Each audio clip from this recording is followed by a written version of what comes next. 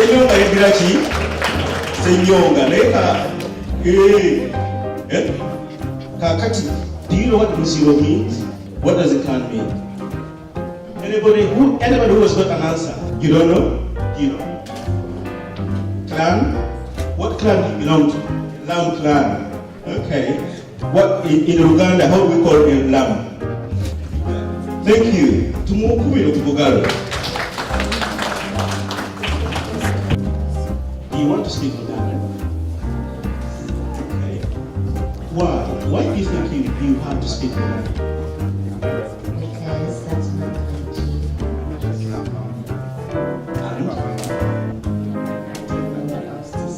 Thank you. Mwolugalo. Mulaba gyetulaga. Gyetuva mulabayo. Negyetugeenda ndowooza mulengerayo.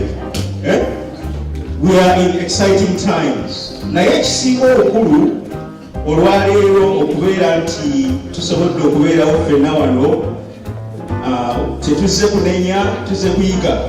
For the benefit of the young ones, we are here today because inaugurating or introducing the executive of the leaders of Buganda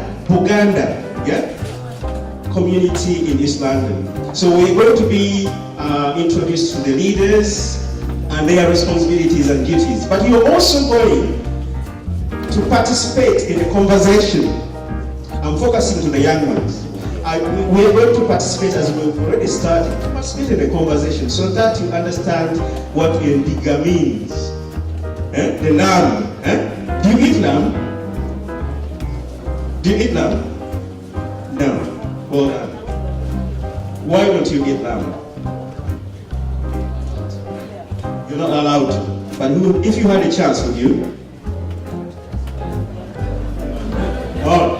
Mulabayo, mulengerayo, yetuva ne yetulaga. Bituwe bityo. Gakyali baki? Gakyali babaga.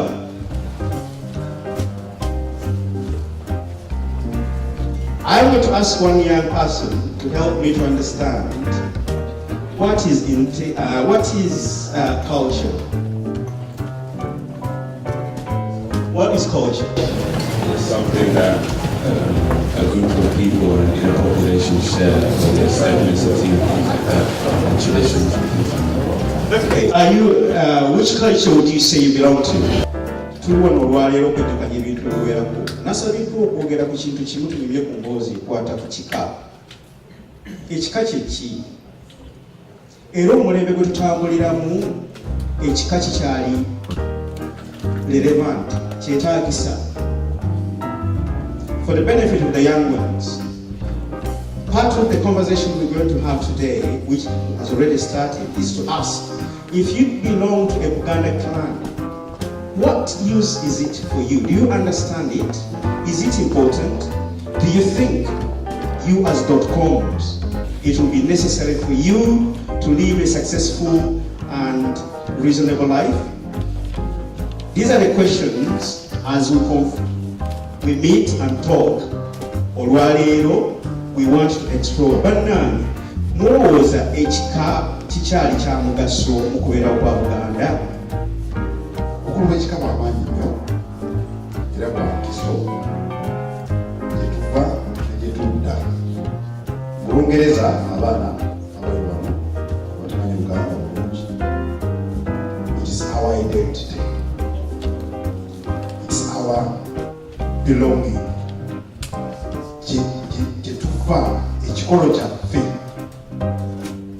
This is who we are. Tuwe mamba tajja kuwasa wange. Ekyo kikola DNA zaffe ezivaayo bulungi nnyo ezibeera nti tuzaala abaana bagobedde. For the benefit of the young ones, the gentleman was explaining that one of the fundamental concepts of a chika or a clan, belonging to a clan, that you call yourself, or you belong to a chima, or you belong to the leopard, is this: you cannot marry a person of the same clan. Did you know that, young people? Supposing me of Ensenene is to marry, have come to an age where I need a wife to marry. I will not go and get someone from Nsenene. The moment I get married to this young lady who I don't belong to the same clan, she comes from a different clan, I come from a different clan, we then produce kids. This is now our son, okay? You stay there. Father, mother, son, okay? How many people are we now? 3. Young lady. Yes. Erinnya lyo gwaninyabo. Tukusanyukidde namuli. Webale nnyo. So how many are we now? We're 4. Supposing this young man is now my son and she's my daughter, they will take my clan. So she will be of the Nsenene clan, he will be of the Nsenene clan. They will be friendly, caring and supporting each other, but they cannot get into a relationship. He will be protective of her. As the Buganda culture says that you have to look after and support your siblings. Yeah? You have to listen to what your parents guide you to do and to do well. And one of the principal, there's so many, but one of the principal tenets or pillar of Uganda is empisa. Obuntu bulamu. Yeah? Okay. But beyond us, no, in front of us, so she belongs to one clan, I belong to a different clan, we've produced 2 kids, but if this gentleman, supposing this gentleman, I position him there, he's the leader of all the 52 clans in Uganda. I want one young person to tell me who is the leader of clans in Uganda.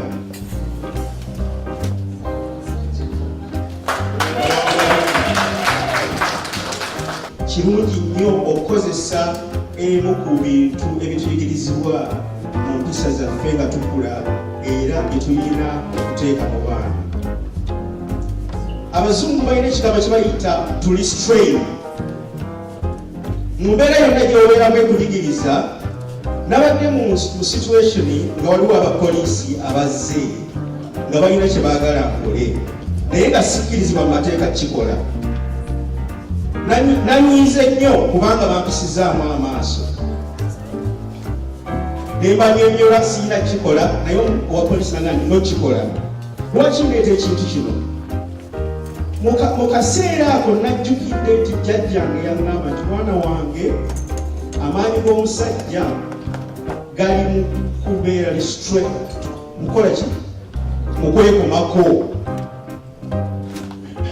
Wakati mu bufumbo, wakati mu mikwano, wakati mu kukuza abaana, tulina okuyigiriza abaana ng'ekikutu kwekomako kikulu nnyo. Lwaki? Restraining yourself. Why is it that restraining yourself in situations which are difficult? And restraining yourself is one of the pillars of Uganda culture. We are taught, yeah? We are taught, we are forced to learn to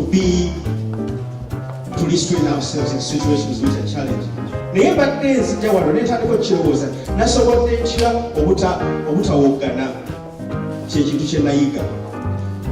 Ekyo njagala nkigatte ku biki ebigenda mu maaso. These days we hear a lot of young black people, black men and black women in trouble with the police. Over the times, especially since last year, when we've been doing a lot of work on crime prevention in our communities and working with young people, we have identified that actually one of the pillars or the principles of why some people don't get in trouble with the police because they've been taught to do what? To to restrain your emotions and anger. Yeah? Keep quiet where it is necessary to. The Baganda say or teach their offspring to restrain okwekomako.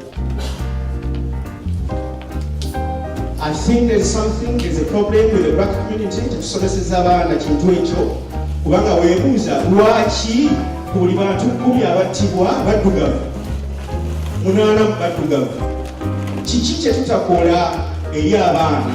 Kiki kye tutakola mu community yaffe? Waliwo omuntu yenna ayagala okwongereza ku kintu ekyo, mukakasa wateeka okubeerawo.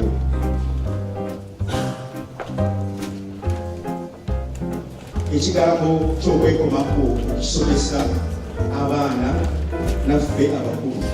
Erina budde alina comment ku kintu ekyo ekibutubiriddeko okulaba nti abaana baffe abasinga okubeera mbuzi baki baddugavu. Lwaki si Bachina? Abachina mwakawulira bameka? Nandi kyabayindi? Kiki tukakola kituufu katugenda kubeera dikiteeta tetwabamanyiira? Olowooza kiki kye tutakola kituufu?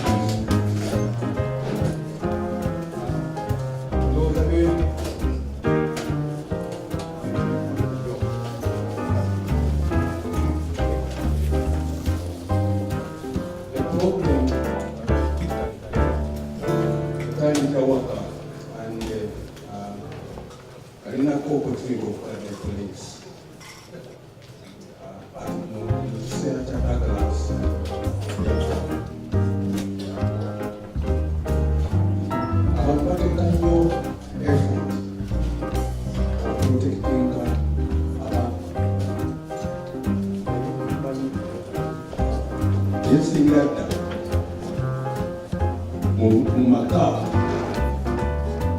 tulina okubeera tutegeera abaana kyebakola. Abaana waaliwo keesi emu mpeka, omwana ne bamusanga n'emmundu mu maka naye nga abazadde tebakimanyi. Kale ndowooza olw'okulembenanikulawo tweyanziza nnyo omwami muwe ku bugalo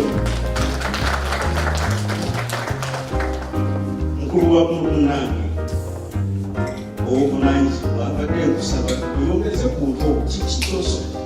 Omwami agambye awaka ki ekiriwo oba ekitaliiwo oba kikyosobola okuwa abantu bannaffe tukoze kugabana.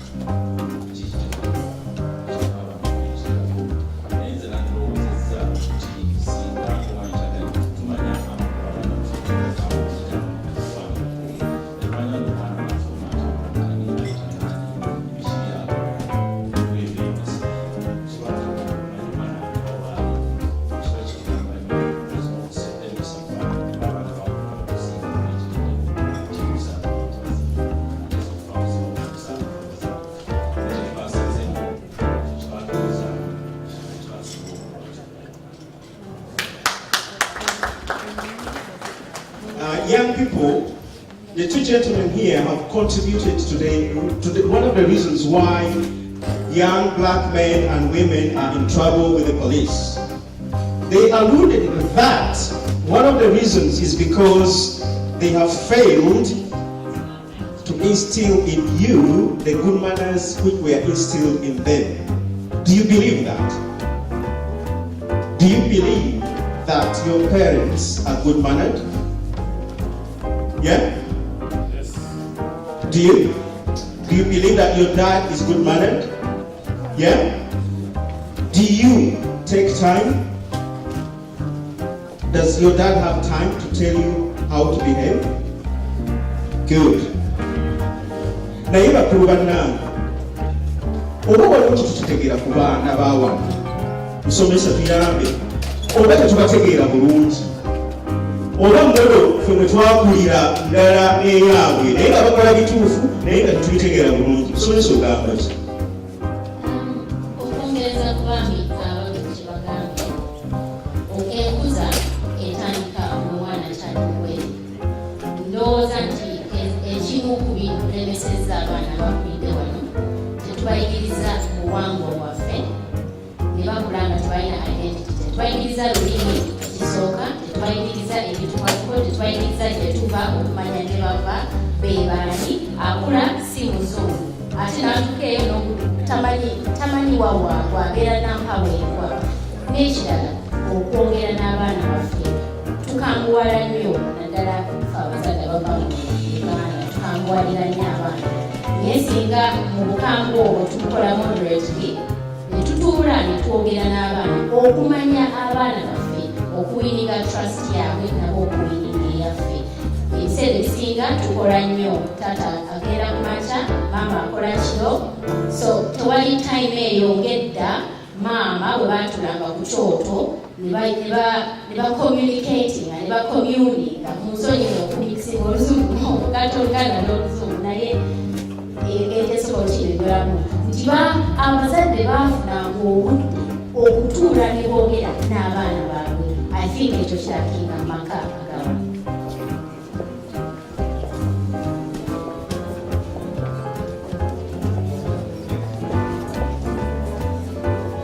banange ngenda kusaba tuyimireko nga twaniriza abagenyi baffe ab'olunaku olwaleero DJ tuwe akayimba akaniriza abagenyi baffe